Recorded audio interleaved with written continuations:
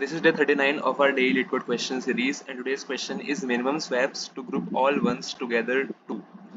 In this question, we are given with a binary array named nums, and we have to determine the minimum number of swaps required to change the array in the such a order so that all the ones present in the array are together at any location. And also the array is circular, so we also need to check the groups like taking the last index and some starting index, and other cases also. Like in this given example, first the nums array is given as 0 1 0 1 1 and 00, and the output is 1. So here, if we can see, there are total number of 3 ones. So these 3 ones are needed to taken at any same place, say presented and together at any location in the array. So like in this example, what we can do is we can swap this 0 with this 1, so the array will look like 0 0 1 1 and 0 0, and here all the ones are grouped at the same location. So that's why 1 is the answer. And we can also take this one and swap with this 0. By this we will also have another answer like 0 1 1 0 0 0, and we can change any 1 to any 0, we can swap them, and after that we have to return the minimum number of swaps required to generate the answer. Now what we can do is, as we are given with a circular array, what we will do, we will first count the number of ones present in the array. So like in this example, number of ones present are 3, so we will create a window. Initially this window will be created 3. So in this window we will check how many zeros are there.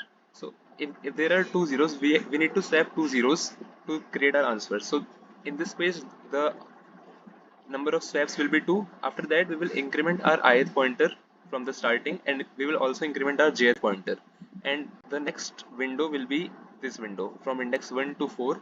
And how many zeros are here? Here are only 1 0, so we need only one swap in this case. After that we will check this window, and we will check all the windows till I reaches here and j, whatever the j reaches from the starting. And we will always take the minimum of the required zeros, so we will check the count at every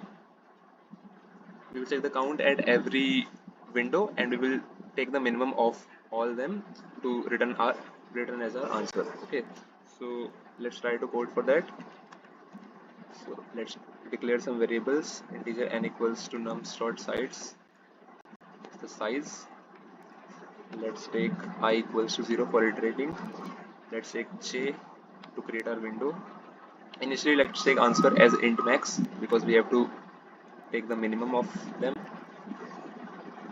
and we will use some variables like ones count to count initially how many ones are in the array. Let's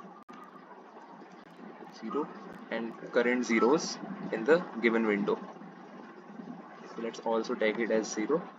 After that, first we need to count how many ones are there in the array. So for I equals to 0, I less than n, I plus plus, if the current value is 0, so if nums of if the current value is 1, we will increment our counter of 1, so one's count will be incremented, one's count plus plus. After the execution of this loop, we will know how many ones are there in the given array. So if all the ones are in the array, so like if there are the size of array is 7 and the count of ones is also 7, so that means there are only ones in the array, so we don't need to swap any character, so our answer will be 0 in that case. So let's write if count of ones, which is ones count, double equals to n, then we will return 0. And in the else case, what we need to do, first we will create our window based on the size of the ones. So let's initially create the window for j equals to 0, j less than ones count, j plus plus. And while creating the first window, we will also check how many zeros are there. So if nums of j double equals 0, then current zeros are incremented, current zeros plus plus. Now we created the initial window. After that, what we need to do, we will simply increment our first pointer, and we will also increment our second pointer, and we will check whether the pointer it was pointing the ith pointer, it was 0 or not. If it was 0, then we will decrement the current of zeros, and if the next point, which is the next value in the window, if it is 0, then we will increment our current zeros, and we will always take the minimum of current zeros. So as j reaches the value ones count, we need to decrement it once so that it is in the window, and we will take answer as minimum of the current answer and current zeros. Now let's run the window with the while loop. So while I less than n,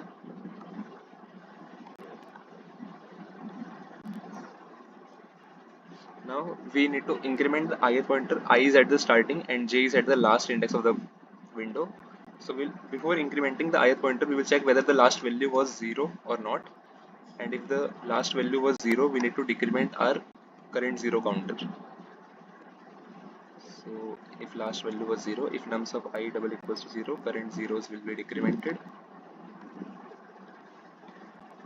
and I will be incremented. And after that, as it is a circular array, so j can be out of the bound, but we will not take j out of the bound. If j reaches n minus 1 index, after that the nth index will be 0, so we will use the modulus operator for that. So j will be incremented as j plus 1 modulus the size. And now if the new value, whatever the j is pointing, if it is 0, then current zeros will be again incremented. So if nums of j double equals to 0, then current zeros will be incremented, current zeros plus plus, and at every step, at every window, we will update our answer as answer equals to minimum of the previous answer and the current answer, which is current zeros.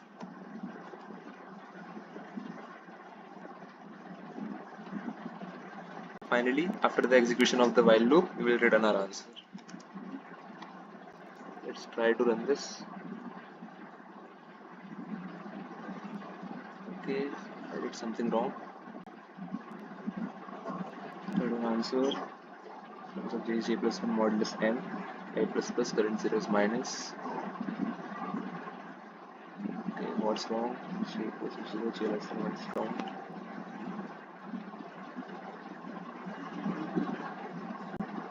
If 1 is countable equals to 1, return 0. For I equals to 0, I less than n. If nums I double equals to 1, 1 is count. It will be incremented. Answer equals to max 1's count, current count. What's wrong here? If 1's count double equals to 1, we have to return 0. Okay, we need to update our I as 0 because after the execution of this loop, I was updated as I reached the outer bound, I was n, but for the execution of the window, we need to take I as 0 because I is the starting index of the window. So we need to update this I after the execution. Let's try to run again.